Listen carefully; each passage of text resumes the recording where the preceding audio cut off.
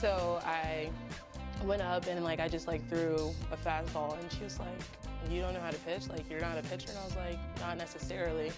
And so from there, we just started working on the mechanics and just started teaching me how to pitch, basically.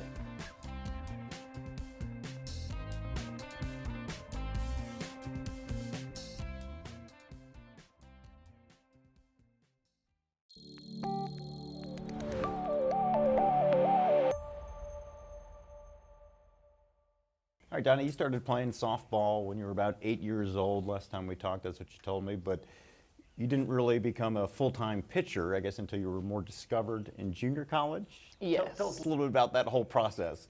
Okay, so basically growing up, I was mainly a shortstop and outfielder. And during travel ball, I would pitch some games, but I was just going in and throwing a fastball and just hoping that they wouldn't hit the ball. And I didn't know the mechanics or the basics of pitching, so I was really just going out there winging it, to be honest. And so whenever I originally got recruited for my JUCO, I was originally going to be a shortstop.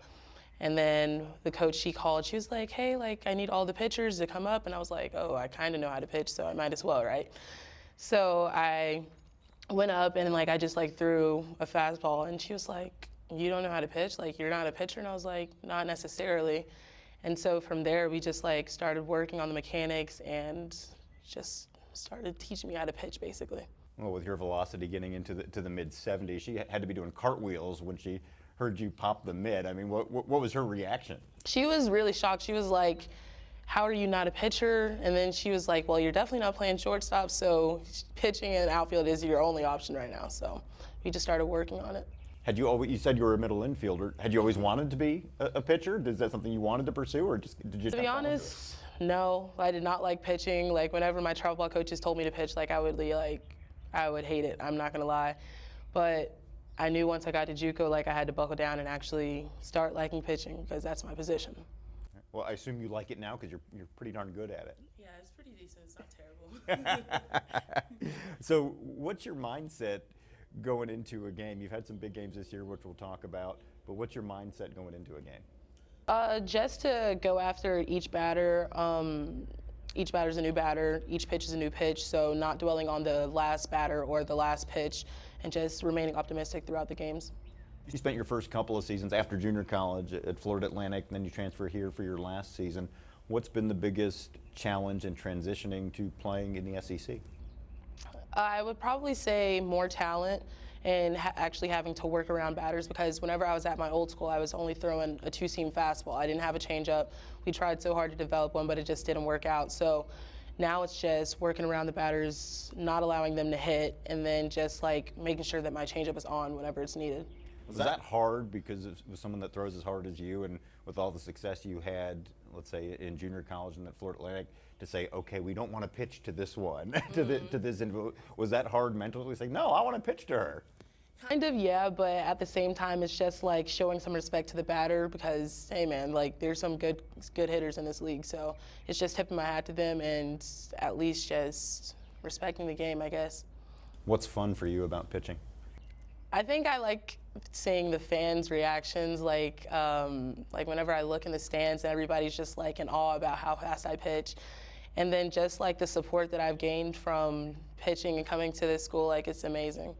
How'd you get into softball? Did you play other sports growing up too? Yeah, so basically I started with t-ball, and then my sisters, both of them, they also played softball growing up. So we all just, throughout high school and middle school, we all just played sports to keep us busy year round. So we all played volleyball, basketball, and softball.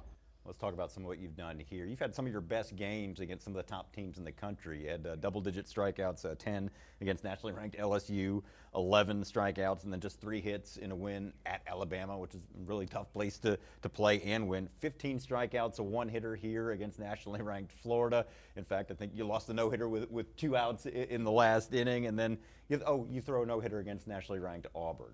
What is it about those big teams? Do you get more up for them, or they're up for the challenge? What's been the secret to your success there? Honestly, I don't know. I kind of just look at everybody the same. So it doesn't matter what team we're playing. I'm just looking at them oh, they're just another batter, just go at them. And then it's also just trusting the process. Me and Coach Bev, we've worked in the bullpen day in and day out, and I can truly say that she has helped me become the best pitcher that I've been. So. That's what I was going to ask. So how has coming here helped your game? So basically at my old school, I didn't really have a pitching coach. And whenever she was there, she ended up passing away. So at that time, me and my other pitchers, like the other staff, we were just going in, throwing bullpens. So we weren't really like, I don't know how to explain it. We weren't really having like a structured bullpen. We're just going in, throwing. But here, like Coach Bev, as soon as I got here, she started breaking me down, helping me work on my mechanics, making sure that my plane was straight, stuff like that. And that's just helped a lot. So. What do you like about being at Carolina outside of softball? I definitely like the atmosphere. I love going to like all the different games, like going to the football games, the basketball games, stuff like that. It just makes it fun to be here.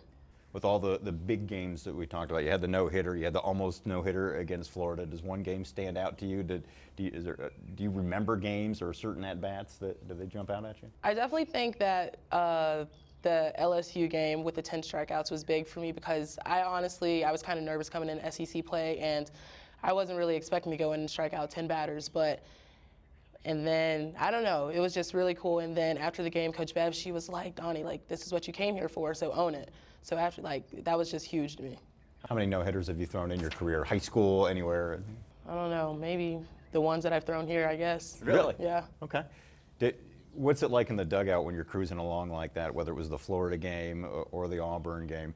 Do people not want to sit by you? Do they talk to you about it? Or do you even know that's happening? Are you aware? They don't usually bring it up. Sometimes I look at the board and I'm like, dang, no one's hit off of me yet. But we kind of just keep it hush until after the game's over. What went through your mind in the Florida game? Obviously, it was a huge win. That was the most important thing to help the Gamecocks win the series against Florida. But I think you had 2 outs and 2 strikes when the batter got the lone hit. You got the next batter out anyway, and it was fine. What was going through your mind when she got that hit? I kind of just tipped my hat because she fought the entire at bat. She had some good swings. She was fouling off a lot of balls. And then even whenever she did hit the ball, my left fielder, Riley, she went all out. And Riley, she doesn't really dive a lot. So she went all out, and I just had to tip my hat. Are you superstitious? Not really. No, not even a little bit? Not really. All right. How have your teammates been here? Sometimes it can be tough being the new lady, the new girl on the team with a bunch of players that have been here. How have they been with you in your first year when you come in and you become the ace of the staff? That can be difficult. Honestly, I can say that this is the most important that I've ever got from my teammates, and especially like the pitching staff. All of the girls, they just really push me to be the best that I can be.